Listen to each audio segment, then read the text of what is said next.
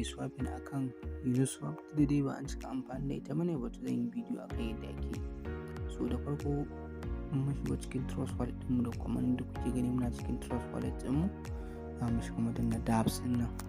Mun shiga dApps sai mu zo wurin search or enter URL, sai mu sa Uniswap. Waɗannan ana amfani da tokens ne, ana swapping, ana siyar wanda aka ɗaɗɗora su akan Ethereum network. So su ne ake siya ta Uniswap. Mun yi bidiyo inda ake siya ta Binance Smart Chain, ma'ana ta Pancake, wanda sai kan BSC kenan. So wanda suke kan kuma Ethereum network za mu siya su a nan Uniswap ne. Sai mu danna wannan Uniswap. Da su ba sai an yi rijista da su ba, ko za ka connecting wallet ɗinka ne ko ka yi amfani da su. Ko kuma yadda ku gani ga nan mu shigo cikin Uniswap. Sai mu zo mu danna wannan guda. So ga nan sai mu sa launch app.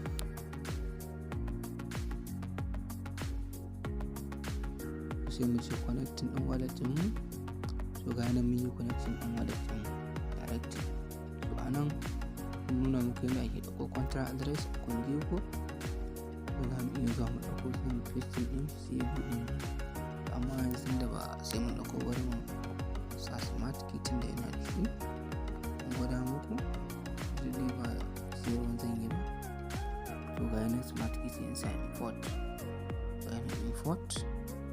So ga yana na ɗauko smart key da kun ga yana da smart key a ciki. To idan yana da Ethereum ɗina a sama, smart key ɗina a ƙasa, ma'ana ina so yana da Ethereum, ina so in siya smart key. Nan sai in faɗa adadin Ethereum ɗin da nake da shi 0.05. to za a faɗa min iya adadin smart key ɗin da za a bani a ƙasa a nan.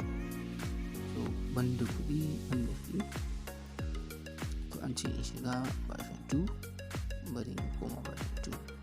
To kun ga abin da za a bani a ina da 0.02 Ethereum, za a bani smart key guda 466.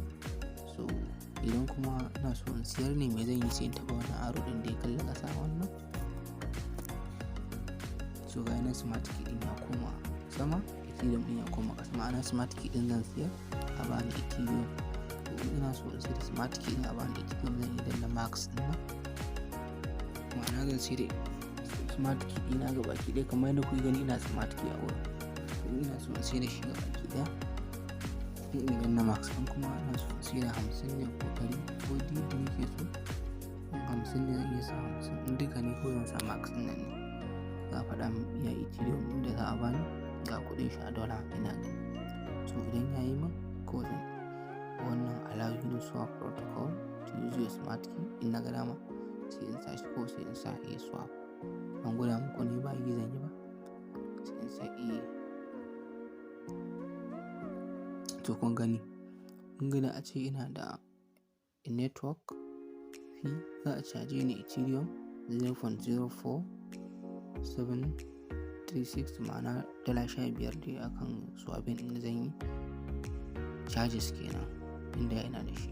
So wanda shi ga nan sun ce mu sai na sa Ethereum da charges. So da ina da shi za ku ga nan kawai a samu confirm ne, ko sai in confirm.